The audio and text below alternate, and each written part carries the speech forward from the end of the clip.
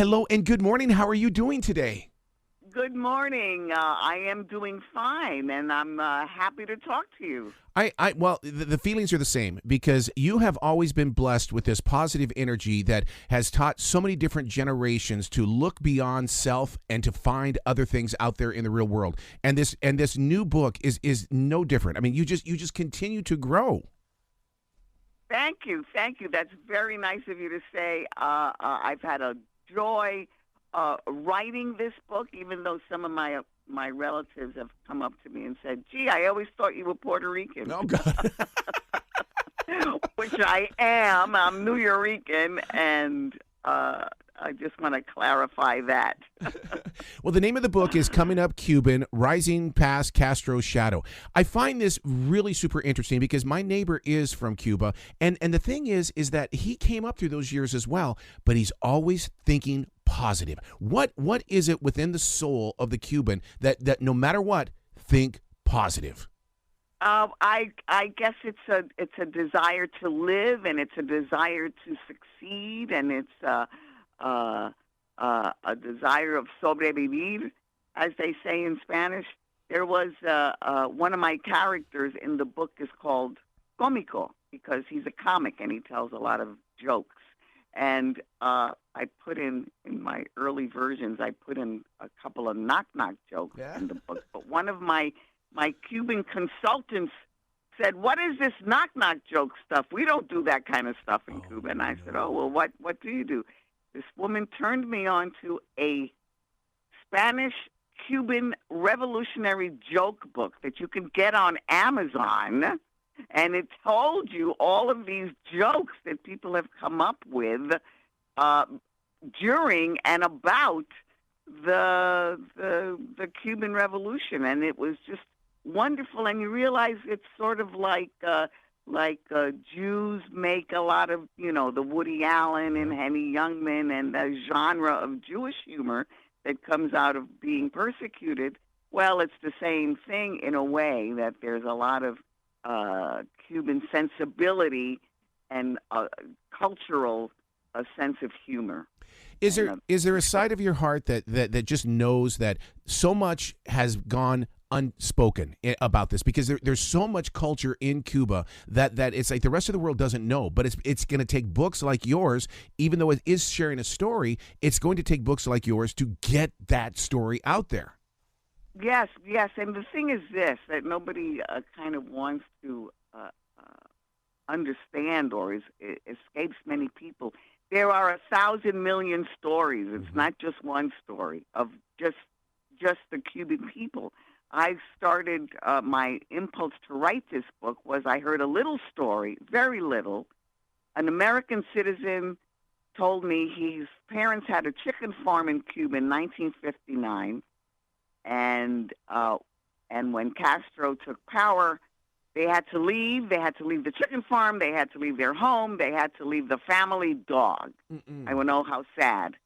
A few months later, the dog shows up in a boat in Miami, and the family's reunited with the dog. Oh, God. This is a true story. I thought it was charming.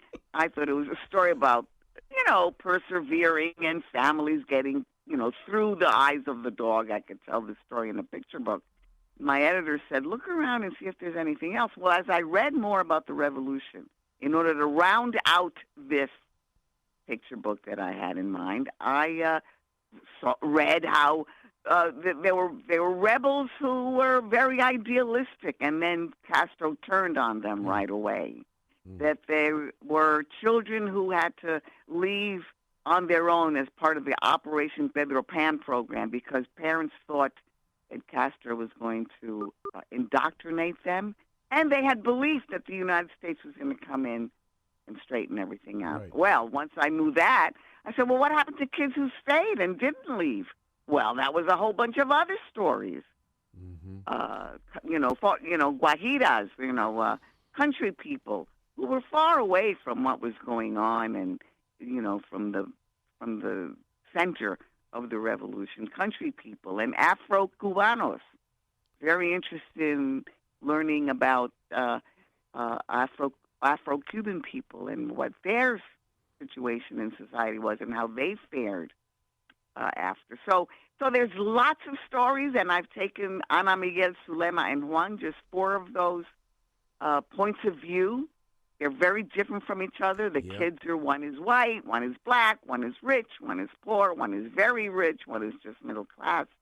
And, to show, to open the doors to how many stories there are.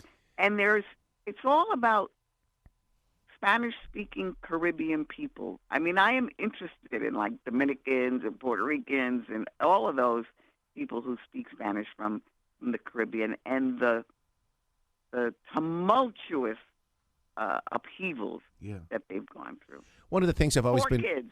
I've always been fascinated with the music, because I want to know, because it is Latin America, and was it Caribbean? Was it merengue? Was it bachata? Because we all see that picture, that image of what Cuba looks like, Havana and everything like that, but we don't really get to go inside the music, and music requires people, and that's what I love about your story, is that the people that have left Cuba, those that stayed, what were the different styles of music that they experienced in their life? I know the music is such a major aspect of it, and I can, as a Puerto Rican, I can say this. There was an album that was released called Pacheco y su Charanga in New York, and this took over the Bronx. I mean, you listen to Pacheco y su Charanga all the time.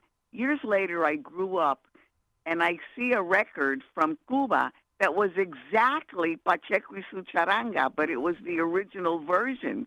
So I realized later that a lot of the Puerto Rican musicians would get charts of music from Cuba. And in the United States, here, they turned it into salsa. They gave it that New York brassy loudness that in Cuba was a lot of violins and Caribbean softness. So that kind of cultural explosion and exchange is fabulous. And that's, you mentioned bachata and merengue was, like, in my day, that was music from the DR. But all of the musical genres that begin from the islands and come here, and then New Yorkers of the descent of those people just turn it into the American way. It's just fascinating to me, and that, I think, has to do with people's desire to survive, to live, and keep on going. How did your life change when you were writing about the two characters that stayed in Cuba, in the way that, it's because, I mean, you had to experience that as a writer somehow, some way, and through studies you did, but to bring it to life the way that you have so that we feel the emotion. Well, thank you so much for saying that. I did feel very close to my last two characters, Zulema and Juan, who are poor and who stayed. And I remembered my mother telling me that in Puerto Rico, at a time, very poor people lived in places that had dirt floors, and they would pack down these floors, and so tightly they would sweep them to make sure that they look nice. So I remembered that image, and then I remembered reading in Esmeralda Santiago's book when I was Puerto Rican, her describing a dirt floor in a countryside. Well, of course, I had to put that in Zulema's life because, I read it and my mother told me about it, and there were certain Caribbean habits that all of the islands participate in, and that was a way of making her come to life. But every story has to be personal. Zulema, the Guajira character, is hungry for knowledge, and felt suffocated because he didn't have any options. And I certainly remember feeling that way in the South Bronx. Yeah. So that feeling is the same feeling that she has. So it doesn't matter that you're Puerto Rican or Cuban or Irish or whatever. Certain people feel hungry for knowledge and feel suffocated because they don't have the right options. That's what they're going to hook into. This is a book of conversation in the way that people are going to even look at their parents or their elders and say, I think you need to read this, because, I mean, it's just to kind of get everybody on the same page, because it's going to create conversation. I hope that people do converse because, as you know, we are living in a time now where nobody can they converse, and it's either black or white, or it's and things. What you can converse about changes moment to moment, and nobody wants to hear anybody else's story, and that's unfortunate because I find stories, they're tools to help you see the world through lenses that are different than your own. And it's comforting. When I was raised in a violent environment, I would read stories about young girls who had prevailed, and it would be like, wow, if she could do that, I could do this. And I'm hoping that kids will read about Ana, who left with her mother, and Miguel, who was put in an orphanage all by himself, and Zulema, who's has to deal with her father and understands him better, and Juan, who examines his friendship, that they can say, wow, they did that while they were dealing with Castro? Oh, I got sixth grade. I can handle this. So true. I mean, because in reality, in your own way, through your written word, are you not putting an image inside the minds of a young adult reader in the way they're saying, this is about me? We all think of what Cubans should look like, but you have now given us texture of the skin, the color of the skin. And I just feel that these readers are going to go, this is about my life. Everybody was different there. I hope so, because we do have an idea of what a Cuban looks like, and it's kind of one idea, and it's not the case. And I was very, very careful. And the artist, the cover, who made the cover, was very careful to make sure that there were different, that there was an indigenous vibe to Zulema, and that there was an African vibe to Juan, and Miguel is blonde and very fair, and I really took a great effort to do that, and I do that. I'm also working on I created an animated children's show called Alma's Way for PBS, and they are Afro-Puerto Ricans, because the idea that there's Latin people who are black, I think we forget that a little bit, and I want to bring that to light. But I do hope that people, as you said, read the book and say, "Oh, that's my story," no matter who they are. Yeah, I really want my grandson to really get into Juan, and the reason why is because my grandson is Cuban, and guess what? He's blonde. And a lot of people have held that against him as he's grown up. You're the blonde Cuban. No, he's my baby. You can't do that. I know Oscar Ijuelos wrote a book called Dark Dude about that very topic. You should get that, and it's about a blonde Puerto Rican, a blonde Cuban, and what he goes through for being criticized for being blonde. Yeah. It's so true, and it's so real, because and even though I don't understand the full culture of it all, what this did was it opened up the door, saying my grandson is not the only one. Oh no, of course not. So as you grow your stories forward, and you did mention that you're going to be sharing more, where do you plant the ideas? Do you start turning these into, because with your television background, this has got to go to moving pictures somehow, some way. From your mouth to God's ears. This particular book, a lot of the characters came out of the research that I did. Miguel, who's the blonde kid, who came through the Pedro Pan program, I just reading about where these kids ended up. And these one particular kids ended up in an orphanage in Staten Island because the Miami facilities were overwhelmed with all of the children who came, so they had to put them somewhere else. They put them in this Catholic-run orphanage in Staten Island. Wow. And I read a lot of little anecdotes about the kids the Cuban kids, who were upscale and had never been around black children, had never been around Puerto Rican children, but the kids that they came to meet were rougher children, street children, and so they they kept them separate for a while.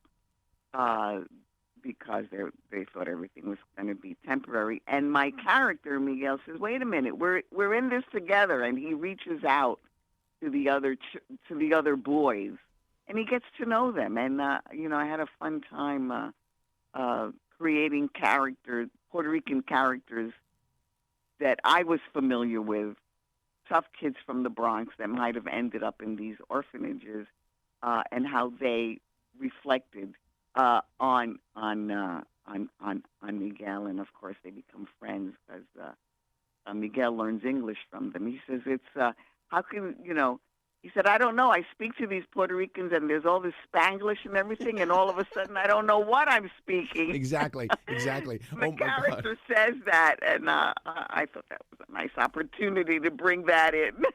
Oh, my God. My son-in-law says, I can speak it, I just don't know how to write it. And I can so relate with that when it comes to Spanglish and stuff like that. I mean, you're speaking it, now write it. I don't know how. I know. Or you understand it, but you can't respond. I've been doing a lot of, I had to do a Telemundo interview yesterday, and I have to really, practice what I'm going to say. I know exactly what she's asking me, but it's hard to find the words. Language is really, really funny because it changes so much. And also, if you're going to be fluent in whatever language you went to school. Yep. And I was learning in English, so Spanish, and it wasn't like we had great intellectual, free-flowing conversations in my household when I was a kid. It was more like, pass the potatoes, where's the garbage can, turn the TV off. So I really had to. But, you'll find that you'll have phrases and words way in the back of you, the crevices of your mind, and they come out when you least expect them. So true. You've got to come back to this show anytime in the future. The door is always going to be open for you. Thank you very much. It's very nice to hear. Will you be brilliant today, okay? Thank you. Thank you very much, and I hope everybody loves Coming Up Cuban.